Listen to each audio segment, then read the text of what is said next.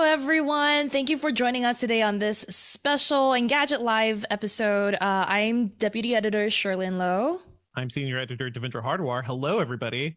Hello out there. Yeah. I, as you can tell from my slightly blurred background and am in a hotel room, I am reporting to you live Can I from tell that by your slightly blurred background? I don't know. Could you not? Could you not, though? Maybe. Different background for me. I'm here in Las Vegas covering CES 2023. Wasn't able to make the Engadget podcast live stream yesterday, but still wanted to be able to give you a from the show floor kind of update. So that's why we're doing this special episode. And Devendra has kindly agreed to chat with tag me. Along. I will say for everybody watching now, hey, check out our live stream from yesterday of the Engadget podcast or download that show because that's like our overall. Here's all the really cool stuff we saw at the show. So I think right now, Sherlyn just wanted to do her breakdown. This is more of a casual conversation, but we are also looking at the live chat on YouTube. Shout out to Kenneth Holland, or as they formerly went by, Kenny Holland, who has been waiting here for a little bit already. And hello to everyone that's joining. This is really, to me, a Q&A session, but we'll take breaks to do that. Meanwhile, I really wanted to tell y'all what it's been like to cover this show. I mean, it's been 2 years. How do you feel? Right? I know. It's been 2 years. Everything feels so weird. I met everyone that I wanted to meet. Old friends from, I ran into some people who are formerly media professionals and now work for the PR side of things. That sort of stuff. Met a lot of our friends from other publications and YouTube friends. I think that's been the highlight, as always, for me. But one thing that I've been doing here, Devendra, that you'll find funny. Okay. So masking protocol is all over the place. Okay. That was my worry, by the way. Like we're in the midst of another big surge, and we're all everyone here, it feels like we're all kind of worried, but not really. So we're like, either we're all going to get sick anyway, no one's masking, or we're going to try to protect ourselves, but we're very inconsistent. So I've been so inconsistent, so weird. I've been like outdoors and 6 feet away from people, I will be happy to unmask, but indoors, only if there's no one else, then I'll unmask or something like that, like that sort of thing. But I found myself like in an outdoors Google media morning, and I removed my mask because I was the earliest to get there or something like that, and there was no one around.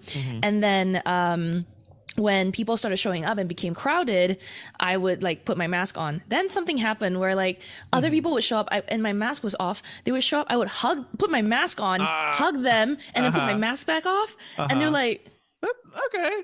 That's probably the safest way to do a hug right now. And I think it is good to talk about this stuff because I did a trip to New York ahead of CES to do some briefings with people. And even there was like, I was the only person on the plane masked, and in New York, everyone just seems to have given up. So I don't know how did the show feel? Like it did feel like that is a low level anxiety that everybody must be having at CES now, or is everybody just like whatever? We're just happy to be back.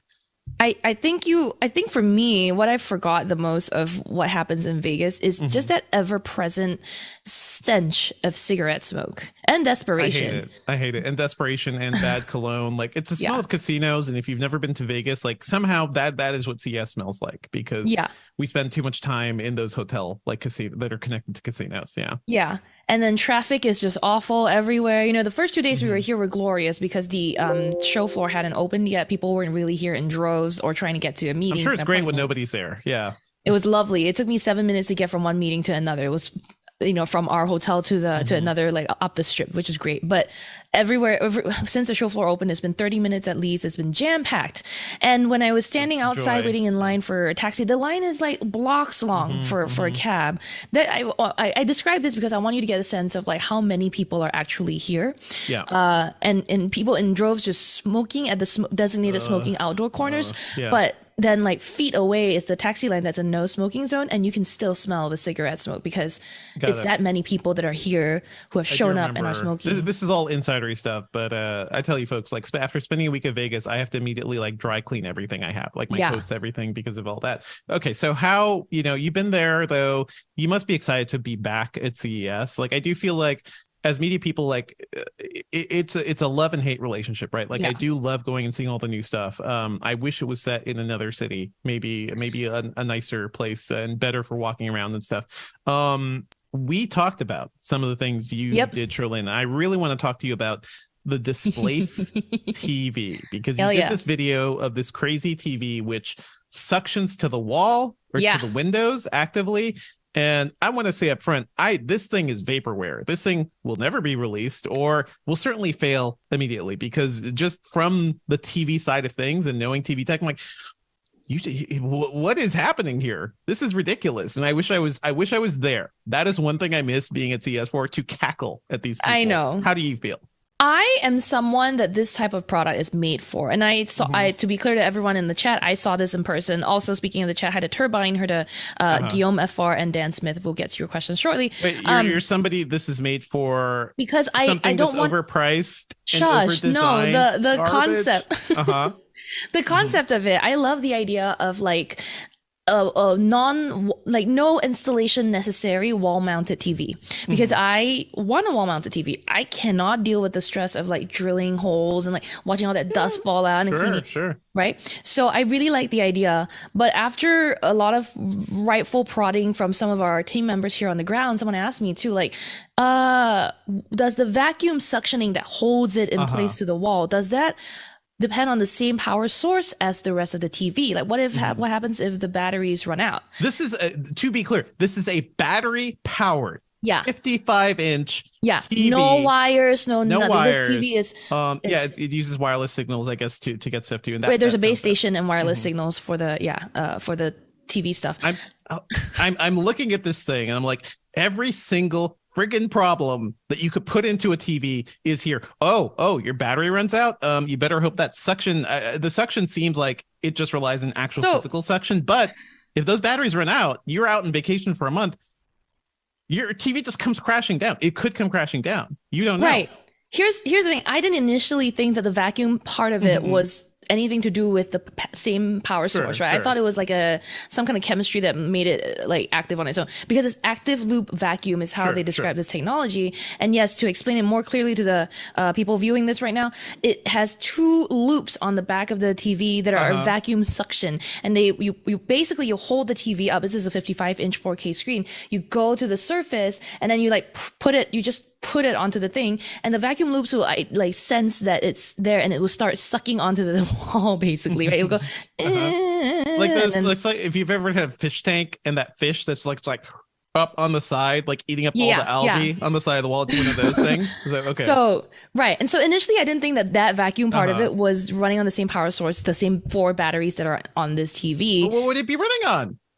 I know, I didn't think hard enough. Yeah.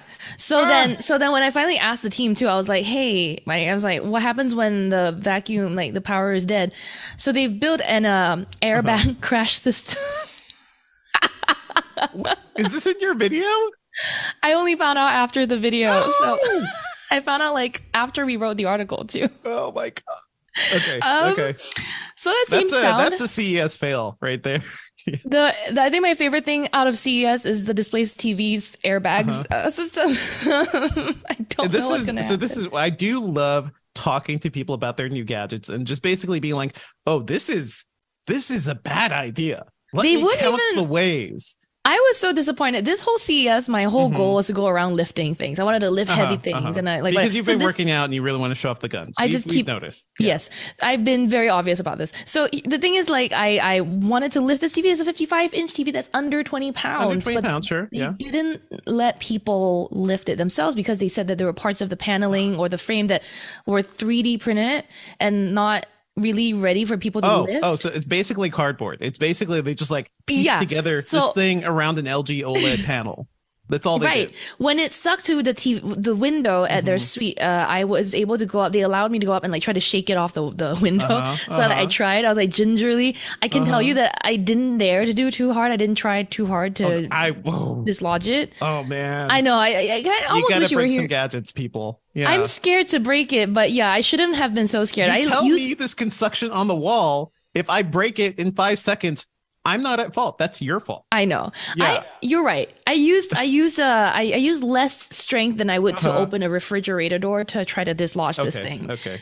And I open doors with a lot of force too, so that I was very careful with this thing. But anyway, so you're right, there's a lot about this there's also no remote control for this device. It only uses your hand gestures because there's a camera built into the top of it. It pops up, it can follow you around, it can detect what room you're in, and then if you have multiple Displace TVs, it can like move your TV content to the screen it knows you're standing in front of. Everything about this TV is a problem, right? Relying on a wireless base station to send video to the screen, relying on batteries. They're like, well, if you watch 6 hours a day for a month, that should be enough. And that is the touted battery. Like, the battery component of this is actually quite complicated. So I spoke to them at length about this.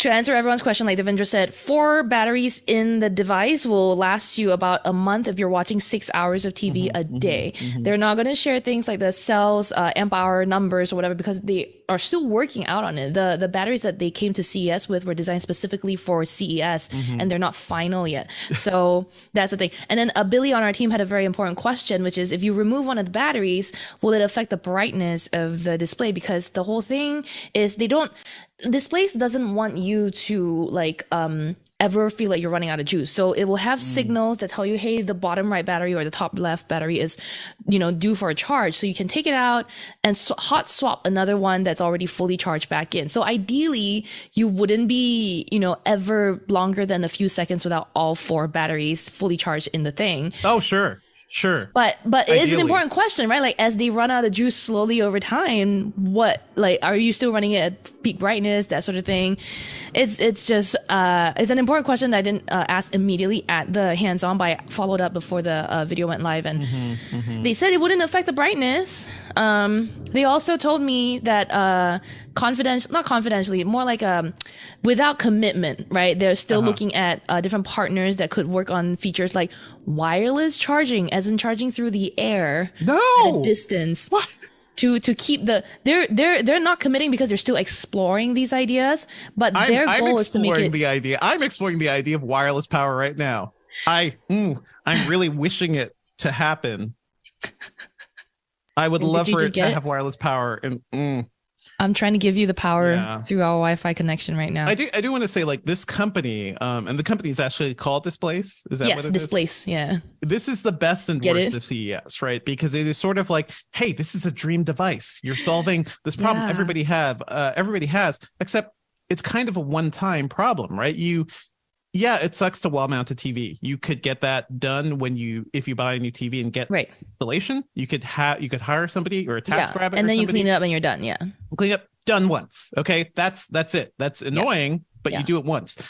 This is for the rest of your life. You're like, is my TV still suction to the? I don't know. Is that suction? Are the batteries good? Right. Is the suctioning still good? Right.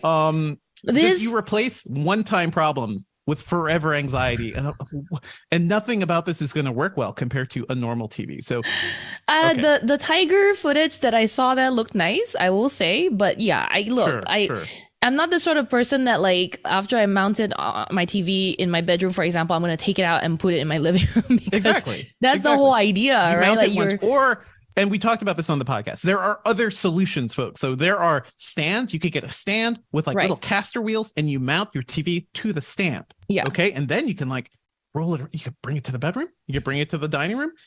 It's still a one-time It's interesting. thing. And you know what's funny about all of this is the price. They expect to sell each of these for $3,000. I'm just like, all right, y'all. I do kind of wish we had like a Daily Show type segment. Just like, look at this thing. I guess that's what the podcast has kind of become. But folks, it's certainly like, I think sometimes it is okay to just make fun of these things, even though people are like, I complained about the Nix controller thing, and you're like, you're downplaying innovation. I'm like, no, dude, I've been holding things since I was 5 years old. I could tell you what's bad, like what feels bad. To me, everything about this feels bad. Yeah. I agree with you. Look, I think this idea comes from a good place. I think it's nice to see something different in TVs for a change, but there are serious questions we need answered about it. We need to see a full, long-term test of this. It's not going to happen because this product will never exist. We'll see, right? That's my They bet. said they might have units for me to test in mid-year, and I did say this to the team. I'm like, I'm going to maybe try to get a review unit when How many it's available. are up for pre-order now? 100 only. 100? 100 units. 100. units. Yeah. For pre-order. That's not a product. That's a science. That's like a science project. It's not like real, but okay. Hopefully I get one in mid-year to test out. But the teammates here on the ground have been like, you better get your insurance. Good luck. Enjoy that. GG. Shout out to the chat. Dan Smith said, people didn't have tickets to the gun show, which is true. There's also Rob Langley who said, you're guessing it would pull the paint off your walls. Absolutely. Bad cheap drywall. Bad. If it falls off while suctioned, I think so. But there is the removal technique, which is you can long press a button on the either side of the TV, and the suction like slowly releases, and then you can safely dismount it. And that doesn't take the paint off, because I saw them demo it on various like drywall things around here in hotels, hotel drywall. I mean, I'm just thinking of like cheap. It's bad New York apartment walls and stuff like that. Like. Yeah. I could see things. I don't think see problems. I can see a really shitty drywall just not being able to support something like that, even though it is under 20 pounds and pretty light. I saw the person lift it a lot. It seemed pretty light.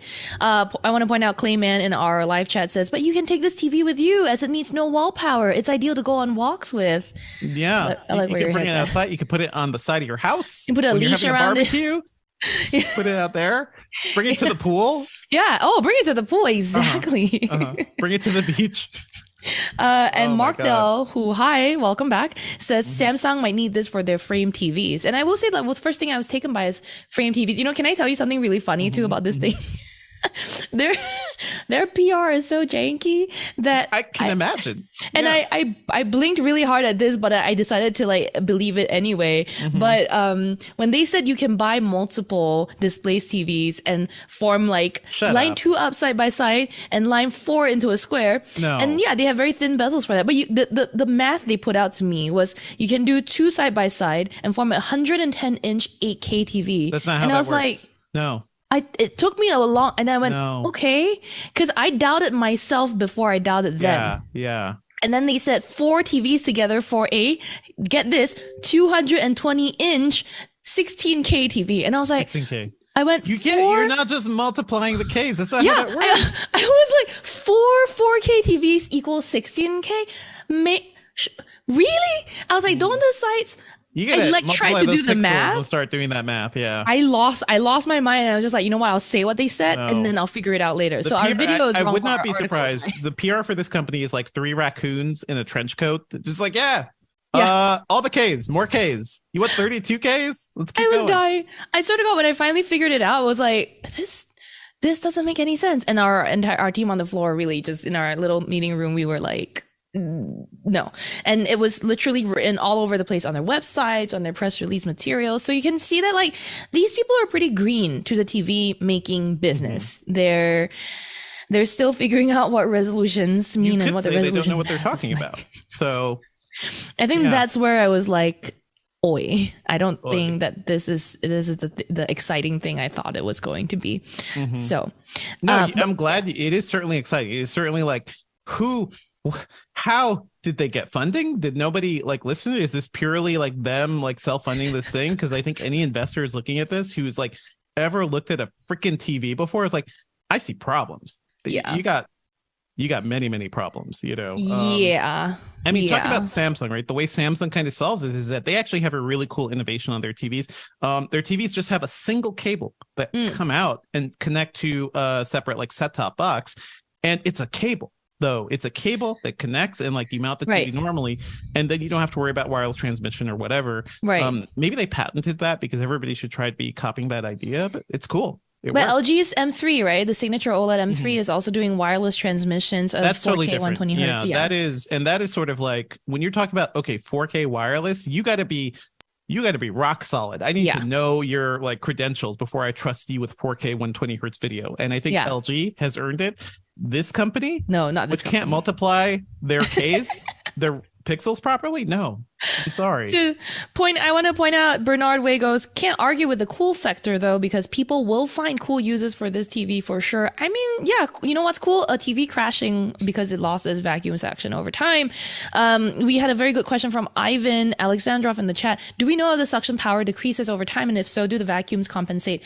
God knows, because no one's used this for over time. I don't think yet. It does sound like, so it's vacuum suction. So that process will be there. Yeah. In general, I think in general, anything like slowly loses it over time. Yeah. My question is, if you run out of batteries, you're out of town for like a month or something, right? It loses charge. Right. That charge is supposed to check on the suction. Yeah. After a point, like it could easily like lose complete suction. You would not know. Hopefully, except for the airbag. If you're away from your home for a month, and this four batteries are supposed to last 6 hours of TV playback over a month, you get at least 6 months of idle time. Hopefully, that's their math, right? That's Displace based on their bad math. This is pixel math. Dan Smith also said math by Chat GPT, so wonderful. To be clear says hi from China. Good morning. Christoph Howard, hi. We're glad y'all are joining us. We're recapping our favorite moments or things at CES 2023. I hope you saw we had our favorite moment is Devindra, your banner below. What did it say? I saw a Devindra banner pop up and then it went away. I have no idea what's happening right now. Bad ideas. I do love let me tell you, chat room, like one of the most interesting things we can do is talk to people and sort of like poke holes in their pitch and their arguments and then watch them. Try not to make somebody cry. That's the other thing, because I do feel bad when somebody has built a dream and I'm like, guys, this field of dreams you've created of suction TVs that are battery operated, stream may not happen.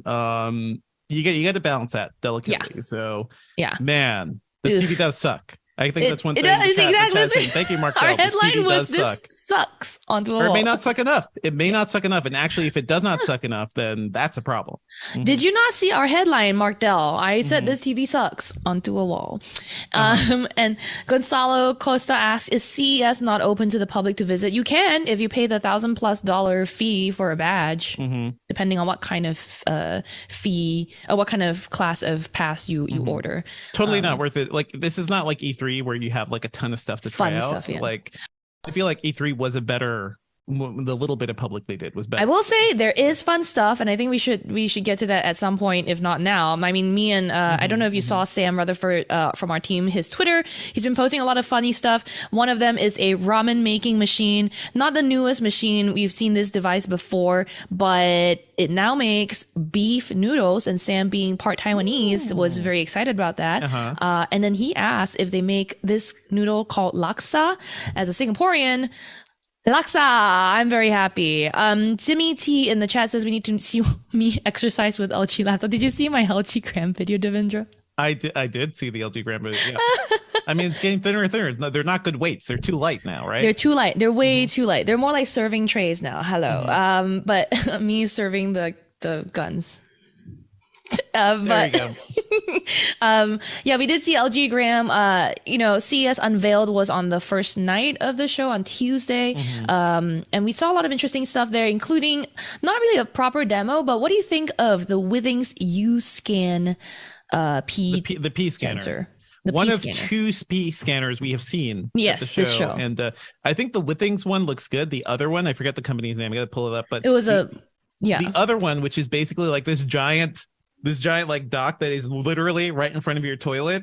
So when you sit down, you have to like have your legs wide open to leave room for the pee detector. God. I think the Withings looks better than that. Yeah. The Withings is more like a deodorizer block that you put in there. The I don't know what the name really is. It starts with a V, I guess. It looks like someone extended, like put a toilet roll on top. The toilet clip is what it is. Yeah. It's a toilet clip, but it's clipped outside of your toilet, and it's outside of the bowl. How do you sit around that? And then you have a toilet paper size, at least bigger than a toilet paper roll size. I feel like it's like when you go to a movie theater and you have the reclining chairs. It's actually a reclining toilet seat. So you get to stick your legs out and then you use the potty. but your legs are fully up in the air. That's the only way to sit around that thing. I don't know if I like that idea. I don't know. Yeah.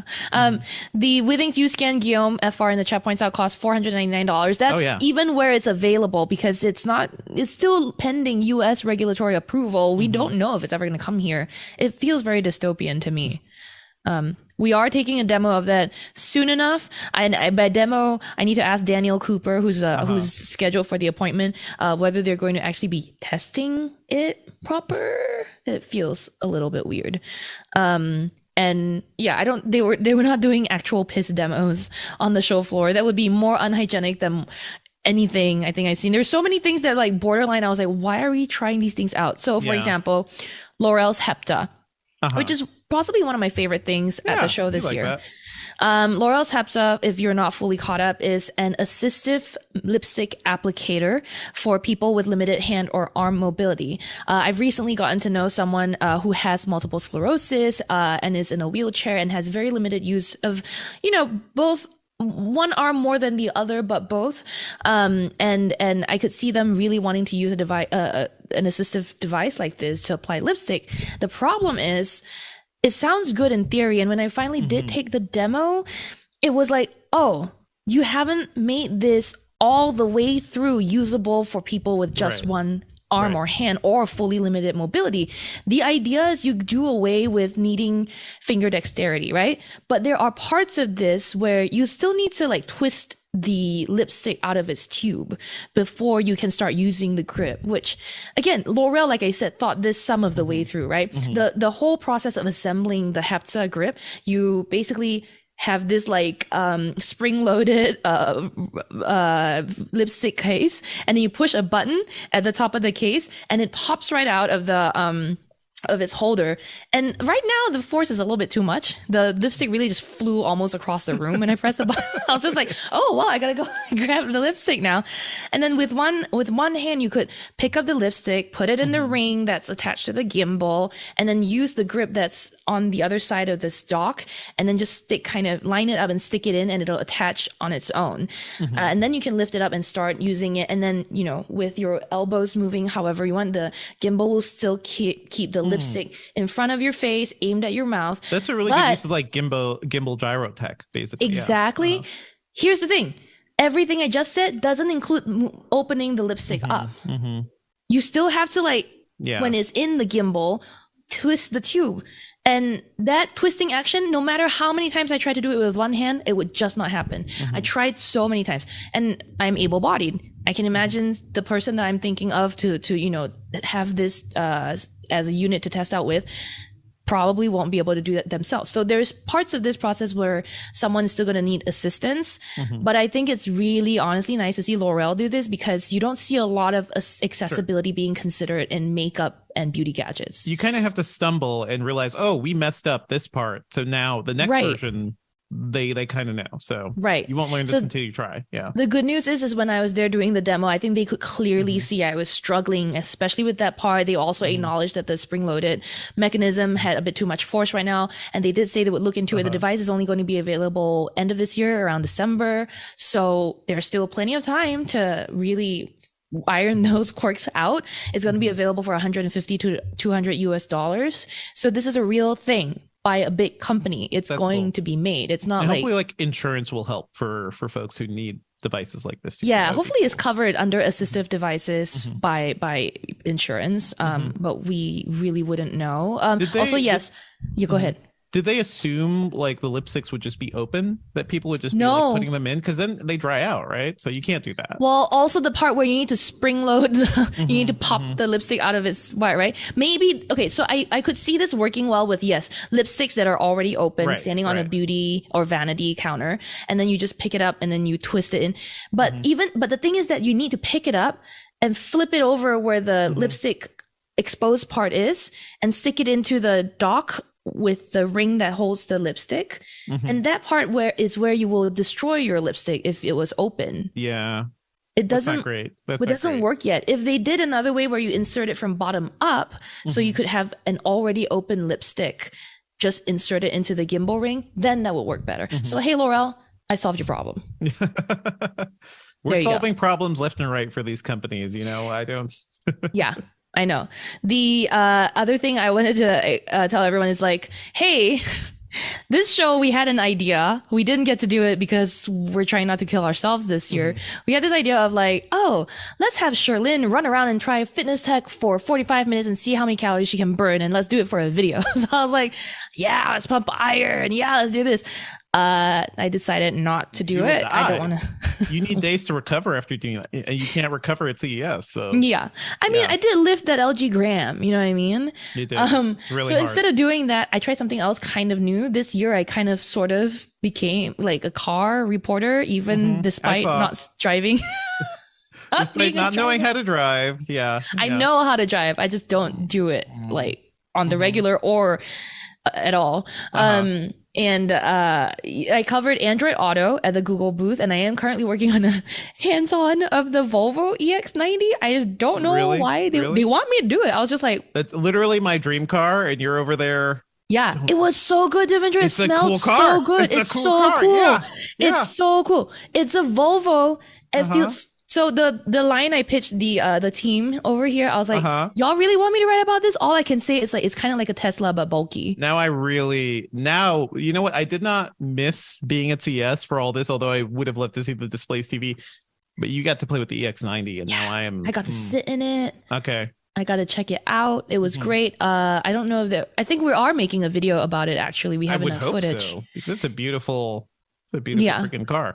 Yeah, it was really cool. Is there anything that you, and also those of you in the chat, any of you want to, like, anything y'all want to know about the experience of covering CES 2023 live in Vegas? That's what I'm here for. I'm here to answer these questions. Devendra, starting with you. Any questions? I mean, so let me give you guys a taste of it. Like typically when Engadget goes, like we have a trailer that's like outside of the main CES like convention area.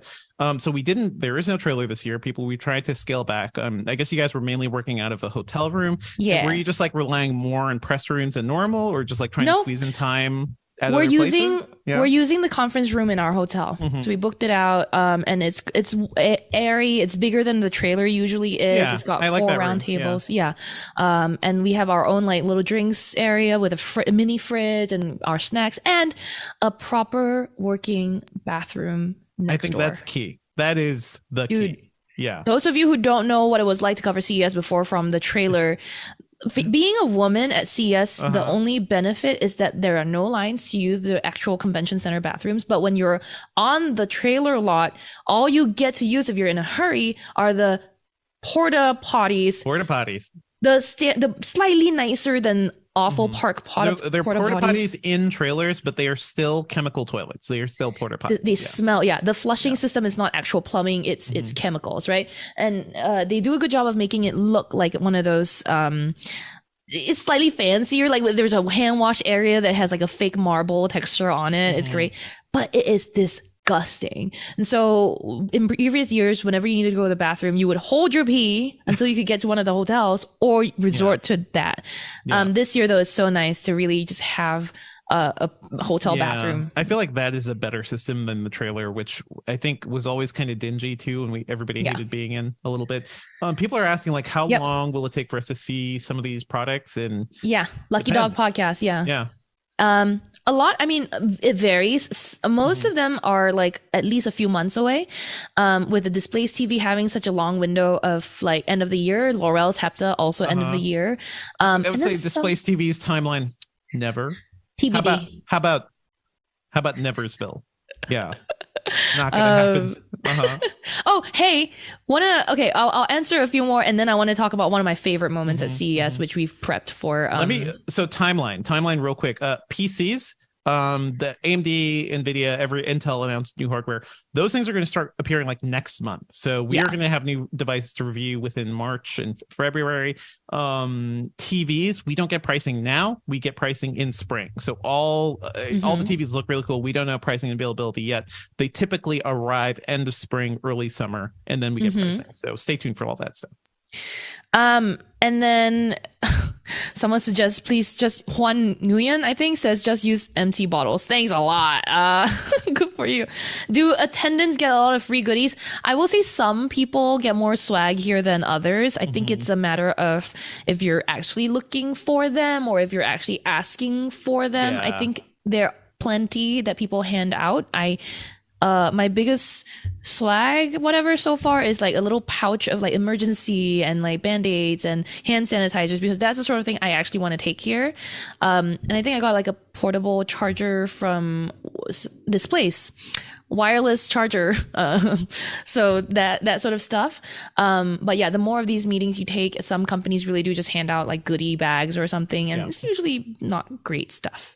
And generally you don't really take them. There's too much crap. Yeah. You're in a hotel and like, you don't want to take crap. Skilled Buyer says, how long does it take to try every item? I don't think we ever get to try every single item at CES. There's just too much. But I would say the way I schedule my appointments, I assume if I'm doing a really fast thing, I don't want to spend too much time. At least I'll take 30 minutes per booth. And if it's even like, if I'm really... Yeah, if I'm on a tighter schedule than that, then 20 minutes. And what I'll do is get pictures, get video, and then run off and write it somewhere else, or shoot the rest of the video somewhere else. But ideally an hour, right, per booth. Does that sound about right to you, Dev? That would be ideal. I don't know. I don't know. Ideally, yes. I think typically it's been like under half an hour, or like, especially if it's an event like a CES Unveiled or PepCom, or like events where like there are a ton of companies all around. Yeah. You get like 5 to 10 minutes with some of these companies. Like, what are you doing? What's up? Okay, cool. Those aren't real tests. When I said 30 minutes, I included like time to get to the booth and go back. And then if we're at a CES Unveiled where it's all the vendors in one space event, what Dev said is correct. 5 to 10 minutes, you run there. I lifted the gram maybe like a few times. I had to run off and go and do the work. So overall, if you imagine there's thousands of devices, you times at least 5 to 10 minutes per device. That's how long it takes. So there you go. And then one last question from the chat before I talk about something else was Rob Langley said, are we looking forward to the next one? You know what? After seeing the cool stuff Sherlyn got to play with, I didn't, because I didn't go this year because I have a 9-month-old child, and I did not want to leave my wife alone with both a 9-month-old and a 4-year-old, and it's just hard. Which is good point. Yeah. So I chose to stay home and do it remotely. I think next year more of us will actually be going, and I'm more excited, but I'm also more chomping at the bit to be back out there and doing things. Yeah. Right? You want to ask these questions yourself. You totally get it. And okay, I know I said that was my last question, but there are a few that are here. Mark said, are there many things at CES that you don't cover where you think this will never make it to market? This is part of our vetting process. We read something and we're like, this has been done before. This is not new. This is not unique, or this will never make it to market. Like, these are a lot of different things that go into our like consideration process for whether we even see a device in person. And Tom Laybrook said, what was the best Matter device I saw? I don't know. There's a lot of Matter devices here. There's a lot of Matter devices. Yeah. But I am thinking about a story about Matter. So if you have any thoughts, send them my way. Okay. So back to the chat. I mean, the topic at hand. I had a really special moment this CES at PepCom. Devendra sent me a link maybe on the second day of the show. And he was like, this would be perfect for you. It turns out somehow we missed, and I went back to my inbox to check this. No one sent me anything about this before you sent me the article. How dare they, first of all. Exactly. Yes. How did they not know? But okay. Paula Abdul is launching a new line of Bluetooth glasses. Okay. These are audio glasses in collaboration with One of One, is like a white label company. And Paula Abdul was at CES at a small press conference where she launched this thing. Yeah, and that's where I guess VentureBeat was. Again, I saw people taking selfies with Paula Abdul. I was like, oh, wait a minute. Why is Sherlyn not there? Sherlyn needs to be checking out these smart glasses. So you sent me the link, and I was like, oh. So I sent it to Terrence, our managing editor, who was like, huh. And he did the cat dance from the music video, and he was like, yeah, you're doing this. No, he was like, talking about. Here's the thing. I don't know what you're talking about. Oh my God. I know what you're, I kind of know what you're talking about, but not really. 90s, they escape me. Mark Dell says she's the one that dances with cats. Right? Okay. She does. So here's the thing. I looked at the features list and the specs list of these glasses, which by the way are called Idol Eyes, IDOLEYES. Okay. And I was like, nothing about this is new to the category.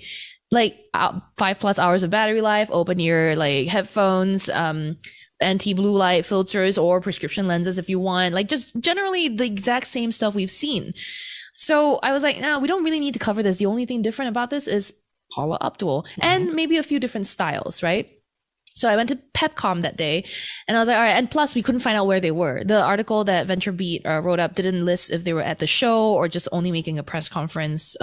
So Terrence and I were like, whatever, if we see it, we'll see it. Then at PepCom, I'm like busy stuffing my face with like a halo, a light shone down. Oh no. Terrence comes over to me and goes, by the way, the Paula Abdul thing is over there if you want to go check it out. I was like, all right, I'll go over and talk to them. Then Paula Abdul was probably not there at PepCom, right? And I talked to the person. I was like, oh, tell me more about this. How is it different from the Bose frames, the Echo frames, and the Razer Anzu? And they're like, good questions. That's really all I heard. They were literally like, their answer was pretty much, it's Paula Abdul's. And I was like, all right, cool.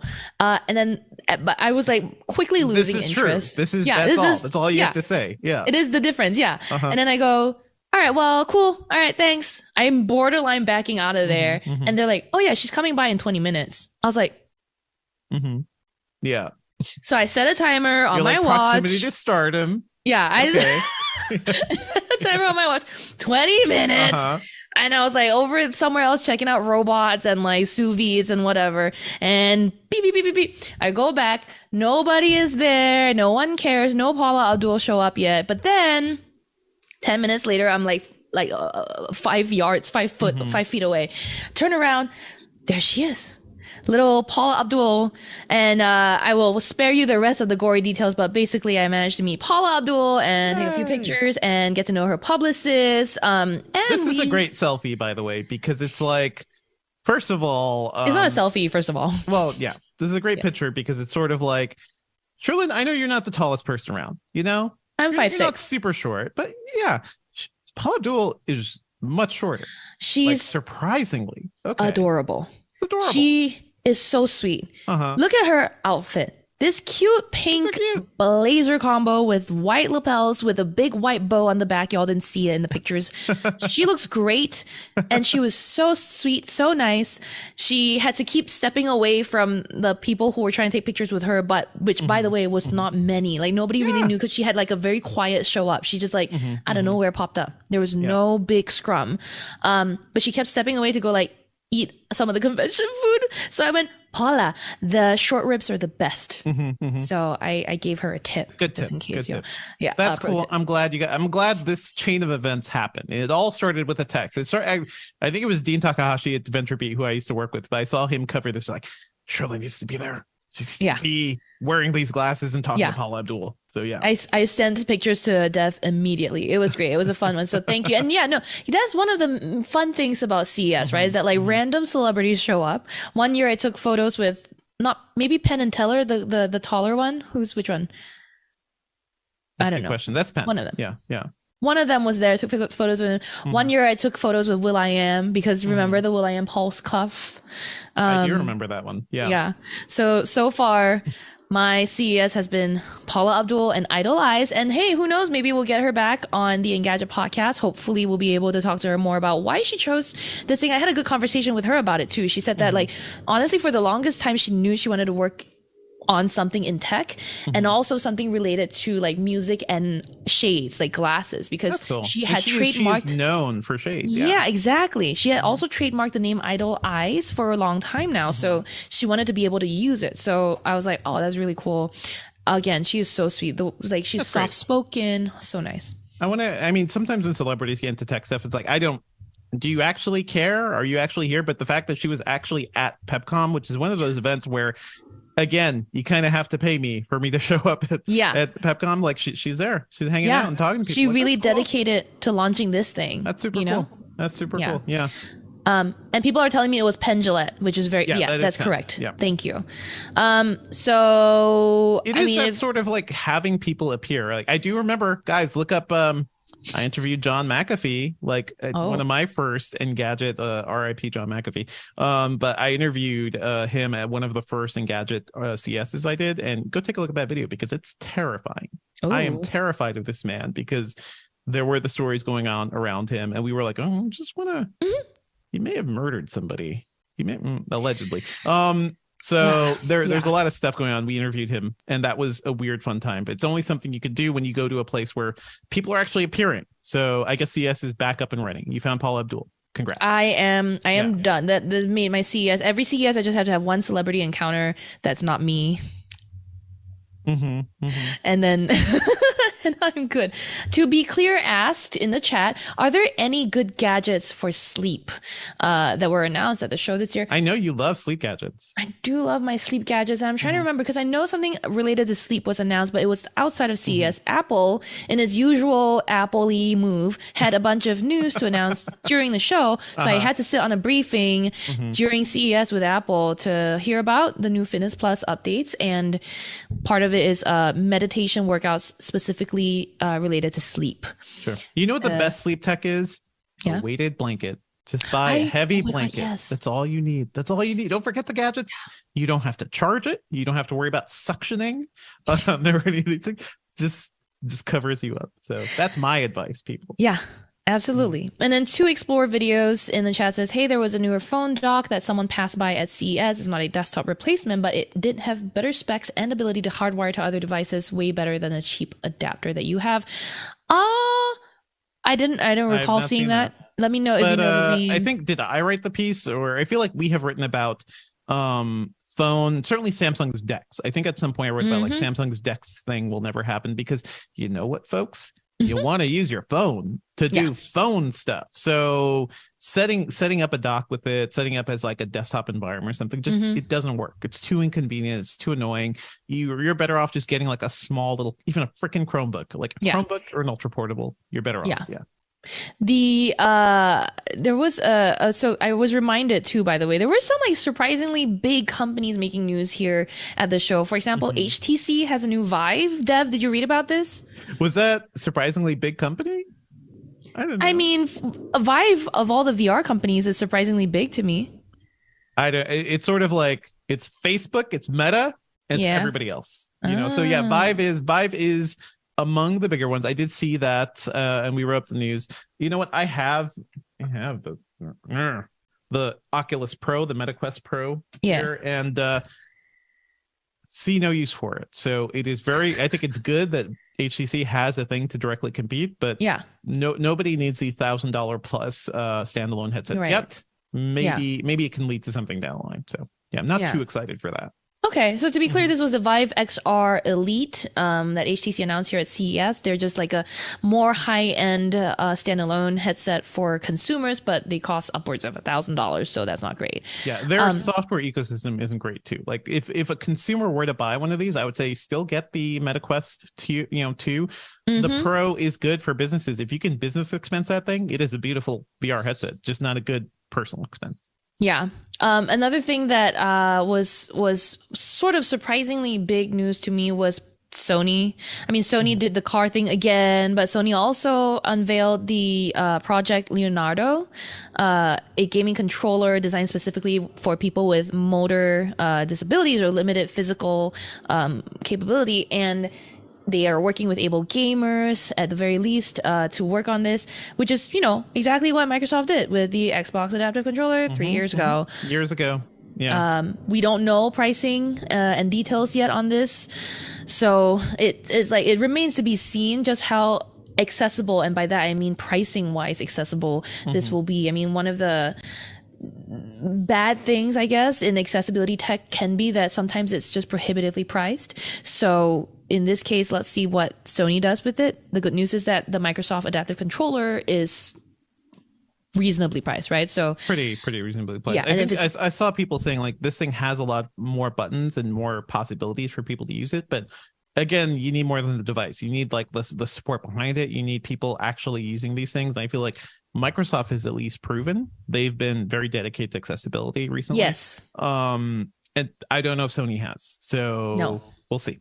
Yeah, this is the first step, but it could reach a lot of people because if you're not Xbox and your PlayStation, you've never really had that option until now, right? The real options are you 3D print your own thing or you like use duct tape or something to do something. So now PlayStation users can look forward to this on the horizon. Anything else jump out at you, Dev? I mean, honestly, I cannot wait to see what you do with the Volvo XC90. I want to see that coverage. My first line that I have since deleted, by the way, I wrote, new car smell always gets me high. And then I've been like, no, you know what? I can't. That's definitely a way to prove you're a knowledgeable reporter in that field. Yeah. Yeah. Very knowledgeable. Look at all our coverage around that, folks. Like that is something I hope like we actually do more diving into. I ended up buying a Volvo XC90, which is sort of like the ICE version of that, but that's a cool looking car. And I like the Google. Did you get a lot of Android Auto time?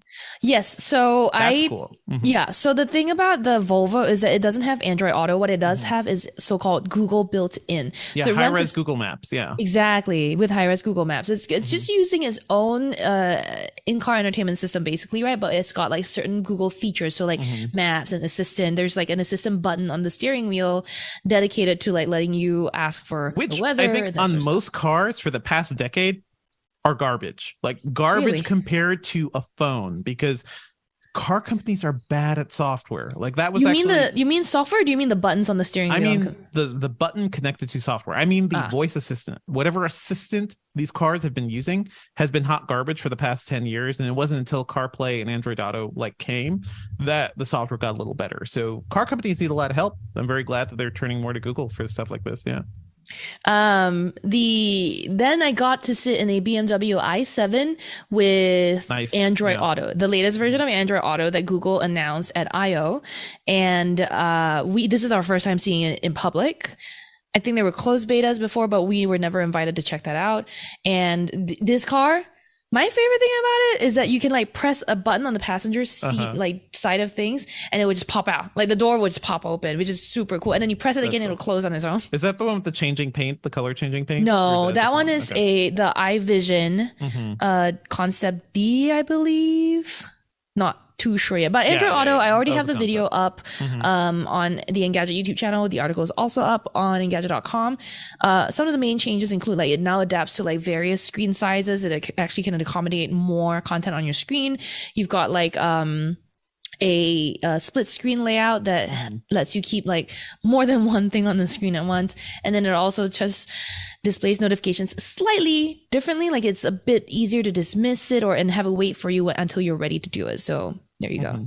That's cool. I mean, we're going to probably be spending more time on auto stuff too, because there is a great cross pollination between mobile tech and auto tech, and good God, these car companies need help. They need so much help. That's why Sony and Honda are teaming up, right? Because Honda's not great at like new car designs and certainly software and stuff like that. So Sony can give them some entertainment and tech side of things. So yeah. I mean, Turbine in the chat says, Dev, how long do you have the free trial for LTE functionality that came with your XC90? I don't. I'm not paying for that LTE plan. What are you talking about? No, I kind of refuse to do that, but I am looking at other things, other subscriptions you have to pay for, like Remote Start and whatever. Cars are really cool. I'm glad I like new car smell. I will say this. I really like new car smell, and it's a nice smell because it's like a noxious combination of chemicals that really will just get you high. So, this is true. Plus, also, I am learning. Like I'm getting out there and driving more. It's not that I'm never going to buy a car ever. I should be paying attention. You don't need to buy a car, but certainly get those skills like to rent or whatever. So yeah, exactly. I'm trying to see if there's any more questions. I know that Mark Dell had a jokey question. Come on, how do you set up an event where Devendra and Shirley review cars by renting out a test track for a day? I mean, I think that's awesome. You know what's down here? You know what we have in my backyard is the Avengers headquarters, which is actually a Porsche. It is a huge like Porsche test track / dealership. So in the last Avengers movie, like the headquarters they blew up is just a car dealership here in Atlanta. That's amazing. It's a cool looking building though, and you can rent out like test track time. So maybe we can make it happen. I mean, if I ever fly out there on my own, we'll go. I also wanted to point out, so we were having fun with some of the video comments on our YouTube channel recently. And just last night, and me and Sam Rutherford were looking at the comments on my day one recap video. And one of them was talking about my eyelashes as well, which, guys, I know they're being wonky as hell right now. It's so funny. This one comment that me and Sam, and then later our executive editor, Aaron, told me about was saying that your left eyelash is pointing right and your right eyelash is pointing left or something. Like, it's just like pointing two different directions. Yes, man. That's just what happens. Dude, everything is haywire here. It's like, I'm making the joke. I like to tell everyone they're just trying to run away from Vegas and I'm still here. So they can't go anywhere. It's like a cartoon, like just trying to escape. Yeah. But I will do the slightest explanation and tell you that these are magnetic eyelashes that are at the end of their life cycle. I should have gotten rid of them a long time ago, and I only brought one pair to Vegas, and that's why they're clinging on for dear life. So thank you for pointing it out. Active suction technology. I hear that's working really well. Yeah. Maybe that's next for beauty tech. Okay. And then back to more questions. I think we're not going to stick around for that much longer. We're here for, I don't know, a few minutes left. A few minutes. I see the QD OLED or LG G3 question. I haven't seen either of these, but we like LG because LG is like very consistent in their stuff. QD OLED, I like that technology. I reviewed the Alienware QD OLED monitor. I do hear people had some like color issues with QD OLED Samsung TVs last year. Maybe that's going to be better. So you keep an eye out for reviews. Like, I can't fully judge yet. And then also someone asked if I saw the color changing BMW car. Now today is the last day that we're like here all day. So I might go. I'm heading to the convention center after this live stream to check out some last minute things. It's a good TikTok. Like, do you wear a color matching outfit to that thing? I don't know. Yeah. It's e-ink, right? It's e-ink car paint basically. Exactly. So that's cool. And from what I've seen from people who have gone to the demo and they're on their phones taking videos and stuff, it's a pretty intense demo. It feels like, first of all, if you have epilepsy, like your procedures don't go in. It's just quite crazy. And then it's the car just changes colors in front of you based on this demo. I haven't seen it in person. I will make an effort to go see it. I'm worried about distractions on the road, but it sounds cool. We don't want to distract other people. We were already distracted by enough here, so there you go. And I think Lucky Dog Podcast says, be sure to charge your eyebrows, folks. Sure. I was talking about my eyelashes, but eyebrows, L'Oreal also did bring an eyebrow printer. Don't forget, folks, be sure to charge your TV before you go on vacation. Before you go on vacation, charge your TV. I wonder, you know what it should be? Is that there should be a way to plug a power cable in just as a backup. It's almost like it should have a power cable. Almost like the idea of a completely battery-operated TV is ridiculous. Mark Dell asked, if you can say it, did you see any products that you can't talk about? And without saying anything, did you see unannounced things that you're excited for? At this point, I'm assuming everything's broken cover. So like there's nothing that I am. There's nothing at CES that is like embargoed for later, basically. Yeah. So I will tell you, Mark Dell's, I just want to know if more exciting things are happening. I will tell you, stay tuned to Engadget.com.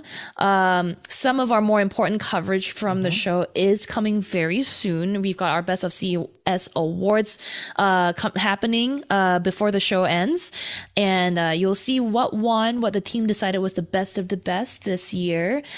Spoiler alert, it is something I've mentioned today on this stream. So there you go. And I mean, I don't know what else to say really, other than I can't wait to go to the show floor to check out that ramen making machine and try to make a funny video. Another CES is in the can. Congrats, Sherlyn. Congrats to the team. It's crazy, folks. So be sure to check out all our coverage. Check out the last podcast episode we break down individual stories. So that's me and Matt Smith, and Carissa Bell joined us for that. So that's cool. And Gonzalo Costa says, when I use MagSafe, my eyebrows, my eyelashes, y'all, eyelashes. Come on, is these guys that look like Apple eyebrows? Apple eyelashes could be cool. Apple eyelashes. Unless y'all are telling me my eyebrows are weird, but I'm thinking y'all are talking about. I can't see under your bangs, Sherlyn. So I don't exactly. So it can't be my eyebrows. So just get it right. But no, I will also tease that after CES, the work is not done. There is more to come, and that stuff I can't talk about. There's so much more work. Yeah. You will find out soon. And yes, thanks, Mark Dell, for congratulating us on surviving, that you hope we don't all get sick. Dude, I'm surprised I'm still okay. Let's not jinx it. Yeah. You're not safe until you're back home several days and test. Exactly. So We'll see, folks. Like Sherlyn put her life at risk. It is rough to bring y'all the LG gram lifting videos and all of that. Gonzalo apologized. There's nothing to apologize about. I just wanted to make sure I clarified what you said. Cool. Also wanted to shout out our video team. I was about to. Yeah, go. Together. Go ahead. But yeah, thank you, Julio Barrientos. Thank you, Luke Brooks, for doing this last minute stream with us. Always super appreciated. This is fun. I just like sitting here and chatting with folks. Breaking news. Should we do this every Friday? Yeah, let us know. Yeah. Let us know if you want us to do this every Friday. But also look at the screen right now. Breaking news. Devendra, I hear you pre-ordered a Displace TV. Oh no. I've been found out. How dare you? We got your credit card charges. I got one of the 100. No. A subscription edition to New Car Smell coming in 2025. I think this is a Barrientos TM product, or Brooks Barrientos. So there you go. Hey, thanks y'all for joining us on this last minute stream today. We were very happy to be able to spend time recapping CES 2023 with you. If you want all the details of everything we talked about today, I know it's weird to just tell you to go to our website right now, but there's really more details that you can read at your own leisure, Engadget.com, or just see all the videos on the Engadget YouTube check out channel. The videos. Give them a thumbs up. Please. Yes, and if you like listening to the two of us talk, we do a live stream of the recording of the Engadget podcast, co-hosted by Devendra and myself, every Thursday at about 10:30 a.m. Eastern here on the Engadget YouTube channel. It's basically this, but slightly more formal. But we always have news of the week and questions that we take live from the audience as well. Sure. So and subscribe to the Engadget podcast. That's always super good. Yeah, we need to change that banner because it's not 10 a.m. Eastern anymore. It's going to be 10:30 a.m. Yeah, we're from now times on to make time for somebody. To make time for me, because I can never figure out mornings apparently. So there you go. Yeah, it's all good. All right, thank you, folks. Thank you, everyone. Bye.